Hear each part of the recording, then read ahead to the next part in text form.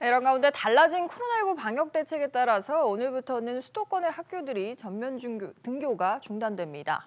겨울방학을 불과 얼마 남겨두지 않았는데 학사 운영이 이렇게 또 바뀌게 되니까 일선 학교 현장에서는 혼란이 불가피한 상황인데요.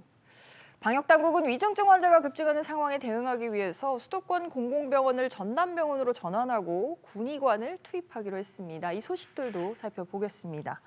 손석우 기자, 일단 학교 상황부터 알아보죠. 지금 한 달 만에 다시 전면 등교가 중단이 되는 건데 수도권의 경우에는 모든 학교가 예외 없이 적용이 되는 거죠? 네, 그렇습니다. 수도권 모든 지역 학교가 해당되고요. 학교 밀집도를 3분의 2 이내로 조정을 해야 됩니다. 비수도권의 경우에도 과대 학교라든지 과밀 학급은 학교 밀집도를 3분의 2 이내 수준으로 조정해서 남은 2학기 학사 운영을 해야 됩니다. 학년별로 보면 초등학교의 경우에는 1, 2학년은 매일, 3학년에서 6학년까지는 4분의 3으로 줄여서 전체 밀집도를 6분의 5로 조정을 하고요. 중학교와 고등학교는 전교생 공동으로 3분의 2가 등교를 할 수 있습니다. 학생들이 또 참 고생인데 학교 네. 재량에 따라서 등교 일정도 조금씩은 조절을 할 수가 있는 거죠? 네, 교육당국은 지역 감염 상황이라든지 아니면 각 학교 구성원들의 또 의견 등에 따라서 등교 일정을 탄력적으로 조정할 수 있도록 했습니다.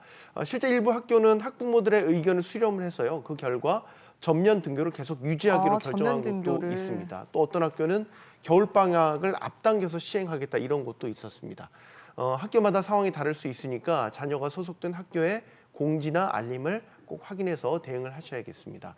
전면 등교가 시행 한 달 만에 다시 중단되면서 학사 운영이 또 변경되는 데 대해서 학생과 학부모들의 불만이 팽배한 그런 상황입니다. 혼란스러운 상황이네요, 네. 여전히.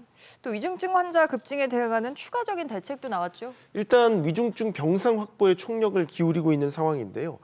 정부는 수도권 소재 공공병원 중에서 활용 가능한 병원을 감염병 전담병원으로 전환을 해서 일반 코로나19 환자 진료에 활용하기로 했습니다. 아울러서 코로나19 진료 관련 전문 과목 담당 군의관을 수도권 지역에 코로나19 중증 병상 운영 상급 종합병원에 투입하기로 했습니다. 정부는 또 오늘부터 현장 방역 의료 지원반을 운영하는데요.